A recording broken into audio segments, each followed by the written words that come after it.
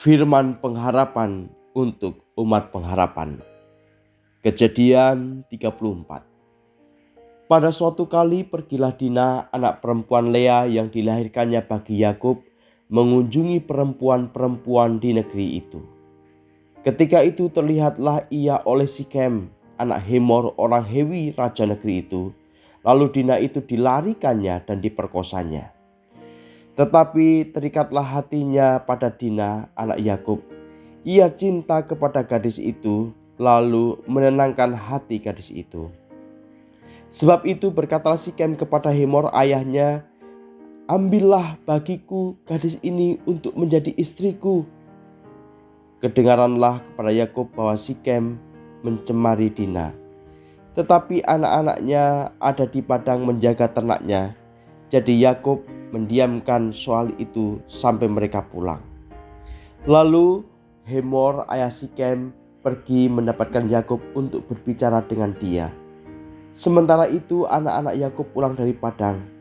Dan sesudah mendengar peristiwa itu, orang-orang ini sakit hati dan sangat marah karena Sikem telah berbuat noda di antara orang Israel dengan memperkosa anak perempuan Yakub. Sebab yang demikian itu tidak patut dilakukan. Berbicaralah Hemor kepada mereka itu, "Hati Sikem anakku mengingini anakmu. Kiranya kamu memberikan dia kepadanya menjadi istrinya, dan biarlah kita ambil-mengambil. Berikanlah gadis-gadis kamu kepada kami dan ambillah gadis-gadis kami. Tinggallah pada kami, negeri ini terbuka untuk kamu. Tinggallah di sini, jalanilah negeri ini dengan bebas dan menetaplah di sini."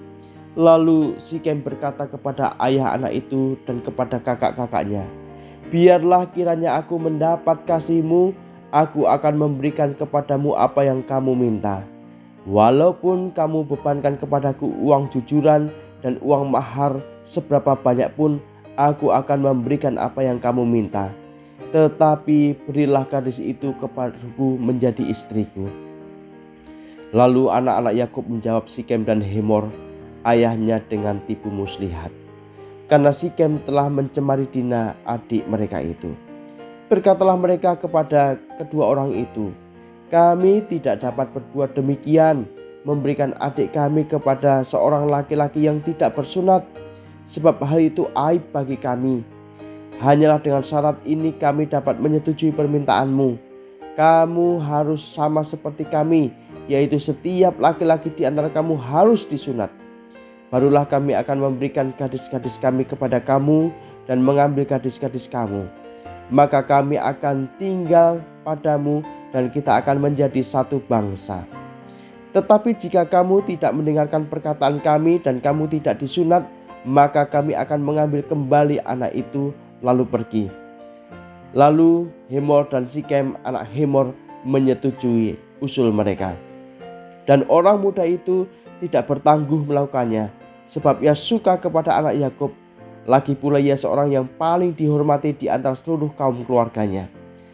Lalu pergilah Hemor dan Sikem anaknya itu ke pintu gerbang kota mereka, dan mereka berbicara kepada penduduk kota itu, "Orang-orang itu mau hidup damai dengan kita.